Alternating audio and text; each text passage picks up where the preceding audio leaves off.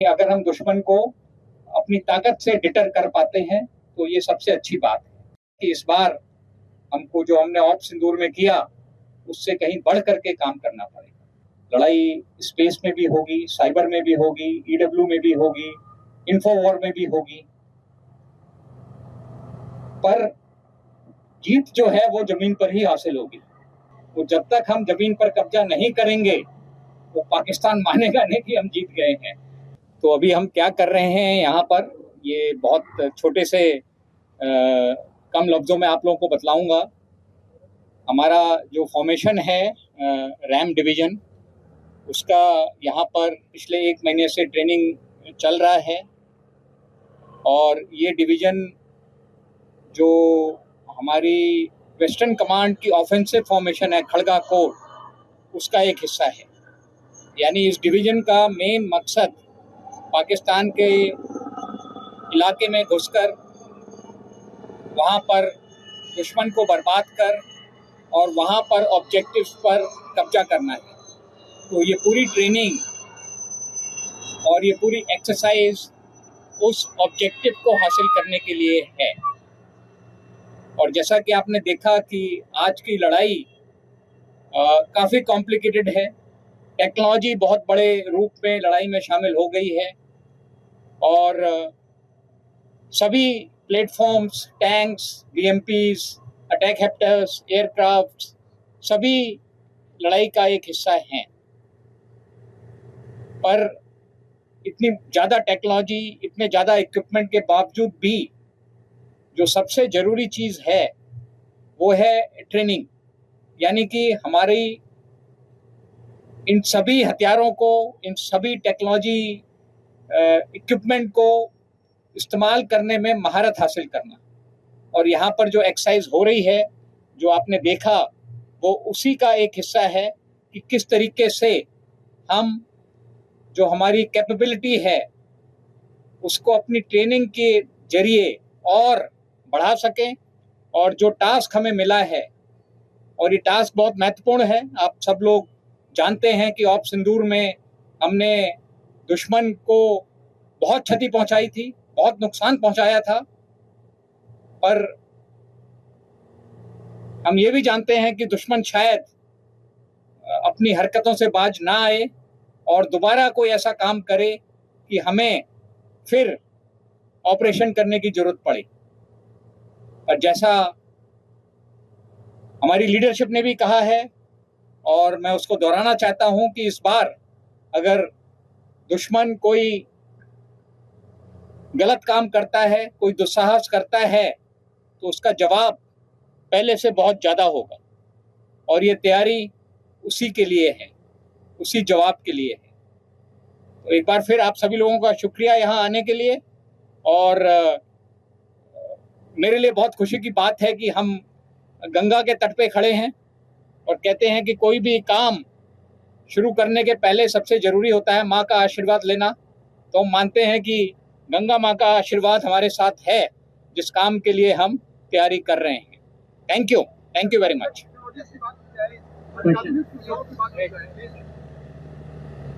Sir, good afternoon, मैं मनीष हूँ, India TV से।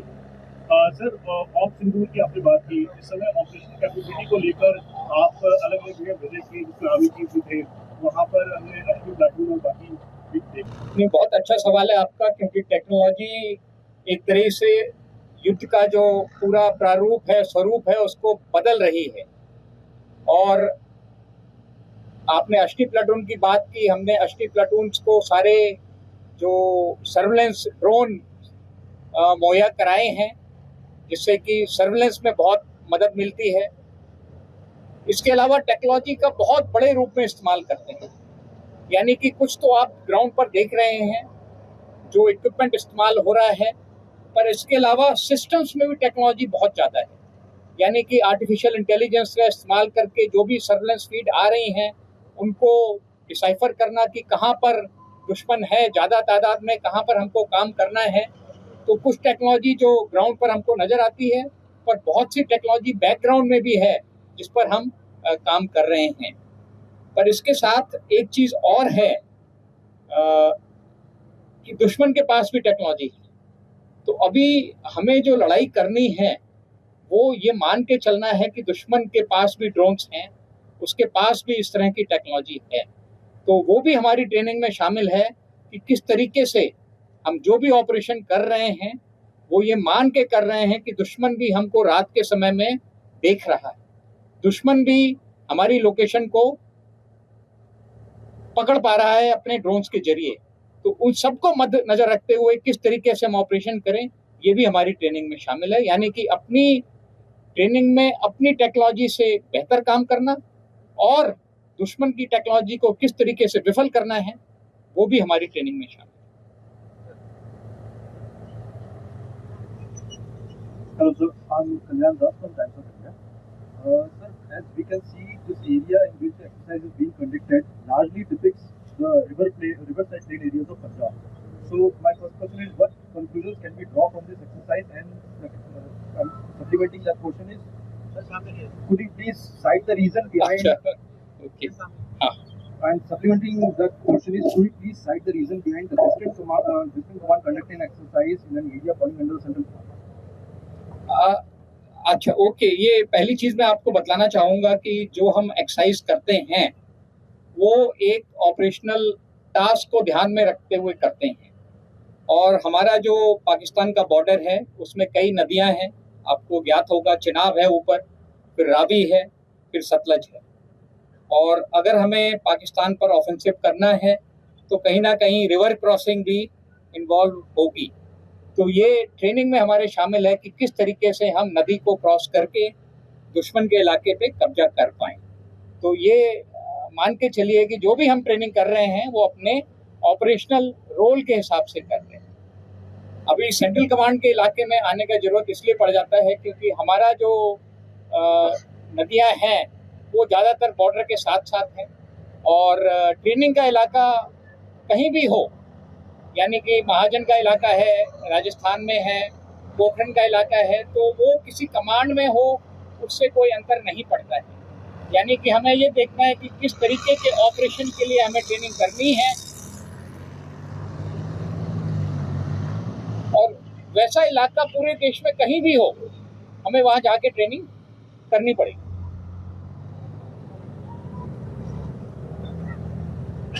Sir, I'm Umesh Shrivastava from News 18। Sir, भारतीय सेना समूचे विश्व में अपनी ताकत का लोहा बनवा रही है, अत्याधुनिक सुविधाओं से लैस है। ऑपरेशन सिंदूर में हमने पाकिस्तान को खुशबू पकड़ा दिया और अब जबकि मैं देख पा रहा हूँ कि यहाँ पर इतनी अत्याधुनिक सुविधाओं से लैस भारतीय सेना युद्धाभ्यास कर रही है। ये युद्धाभ्यास यकीनन दुश्मनों के दांत खट्टे करने के लिए काफी है, विजुअल भी काफी है। और आर्टिफिशियल इंटेलिजेंस का इस्तेमाल कैसे सेना कर रही है?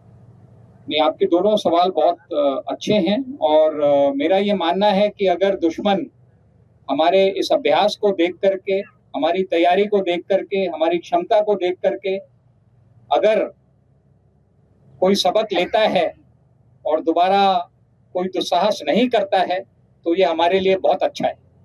यानी अगर हम दुश्मन को अपनी ताकत से डिटर कर पाते हैं तो ये सबसे अच्छी बात है। पर अगर वो उसके बावजूद भी अगर कुछ करता है तो फिर जैसा आपने कहा कि इस बार हमको जो हमने ऑप सिंदूर में किया उससे कहीं बढ़ करके काम करना पड़ेगा। और आर्टिफिशियल इंटेलिजेंस जैसा आपने कहा बहुत जरूरी है। हम अपने सारे सिस्टम्स में जो भी हमारे सिस्टम्स हैं, डिसीजन मेकिंग सिस्टम्स हैं, सर्वेलेंस सिस्टम्स हैं, उन सभी में हम आर्टिफिशियल इंटेलिजेंस का इस्तेमाल कर रहे हैं। और क्योंकि इसमें काफ़ी अभी भी स्कोप है तो एक तरीके से ये हमारी जो कोशिश है और ज़्यादा से ज़्यादा आर्टिफिशियल इंटेलिजेंस सिस्टम्स को अपनी इक्विपमेंट में, अपने सिस्टम्स में शामिल करने की वो एक लगातार जारी कोशिश है जो चलती रहेगी आगे भी। Last question sir, good afternoon, करम खुराना, जी न्यूज से। सर, ये जानना चाह रहा था कि हम ग्राउंड लेवल पे तो मॉकड्रिल कर ही रहे हैं, लेकिन सर जो साइबर वॉर भी है, केमिकल वॉर भी है और एआई तो भी आप कह रहे हैं, सर इनके लिए किस तरह की तैयारी है? नहीं, इसी के लिए साइबर से लेकर के केमिकल, न्यूक्लियर, बायोलॉजिकल सभी तरह की लड़ाई की हमारी तैयारी है। आप ये मान के चलिए कि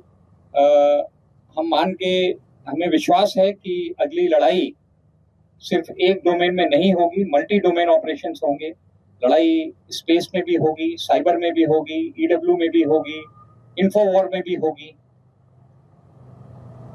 पर जीत जो है वो जमीन पर ही हासिल होगी। तो ये सारे डोमेन में जो भी हम काम कर रहे हैं वो किसी तरीके से जो हमारी अल्टीमेट जीत है, वो चाहे 71 की जीत हो, चाहे 65 की जीत हो, वो जब तक हम जमीन पर कब्जा नहीं करेंगे वो पाकिस्तान मानेगा नहीं कि हम जीत गए हैं। तो डोमेन सारी जरूरी हैं, हम सारी डोमेन में लड़ाई की तैयारी कर रहे हैं। पर जो आप ग्राउंड पर देख रहे हैं ये फिर लास्ट, ये मान के चलिए कि सारी डोमेन को मिला करके लास्ट में जो ऑपरेशन होना है वो यही है जो आप देख रहे हैं।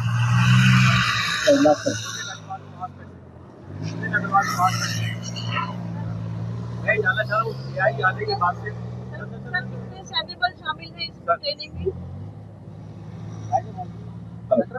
मुझे जानना चाहता हूँ कि AI आने के बाद से सेना के लिए मुश्किल बढ़ी है कि आसान हुई है? ये आपका बहुत अच्छा सवाल है, क्योंकि AI, जैसा मैंने कहा कि टेक्नोलॉजी जो हम हासिल कर रहे हैं, हमें पता है कि हमारा दुश्मन भी वो टेक्नोलॉजी हासिल कर रहा है। और इसलिए जरूरी है कि जब हम टेक्नोलॉजी को अपने सिस्टम में शामिल कर रहे हैं तो हम इस चीज को भी ध्यान में रखें कि किस तरीके से दुश्मन जब इस टेक्नोलॉजी को शामिल करेगा तो हम किस तरीके से लड़ाई लड़ेंगे। पर AI आने से हमारे सिस्टम्स में बहुत सहूलियत हुई है। डिसीजन मेकिंग से लेकर के सर्विलेंस रिलेटेड जो भी सब्जेक्ट्स हैं, जो भी हमारे सिस्टम्स हैं, उसमें आर्टिफिशियल इंटेलिजेंस एक आप कहिए कि फोर्स मल्टीप्लायर है, कैटलिस्ट है।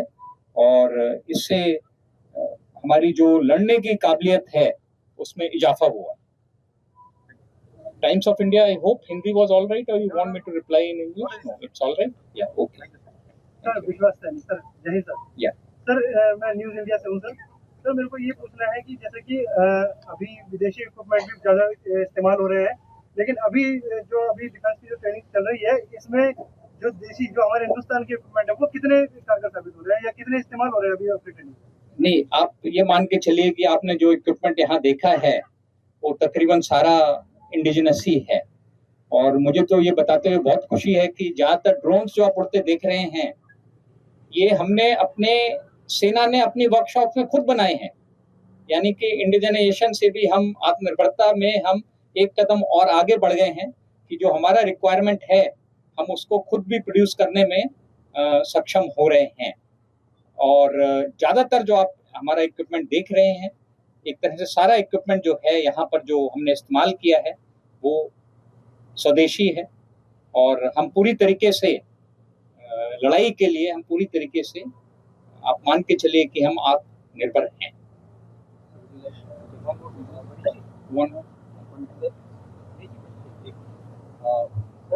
मेरा सवाल हो रहे हैं ताकि जो आए सेना में तो वो उस दिमाग के साथ आए जो उनको जरूरत है। Thank you. नहीं, आपका जो सवाल है अच्छा सवाल है।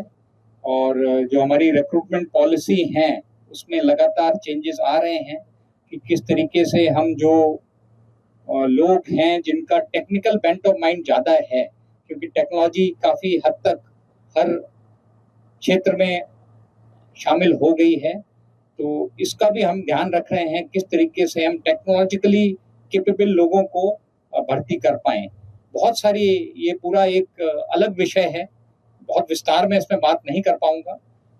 होम एंड अर्थ में भी हमने कोशिश की है कि हम टीए में, होम एंड अर्थ में भी कि हम टेक्नोलॉजिकली क्वालिफाइड लोगों को फौज में ले सकें।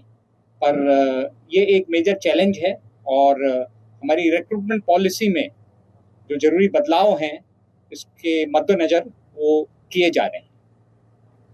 Sir one last question. Sir नमस्कार, मैं रोहन कुमार भगवत.com से। सर मैं आपसे ये पूछना चाहता हूँ, ऑपरेशन सिंदूर के अंदर तो महिलाओं की भागीदारी दिखी है, लेकिन ये जो आपकी एक्सरसाइज चल रही है इसमें कितनी महिलाओं की भागीदारी है? बहुत अच्छा सवाल है। अभी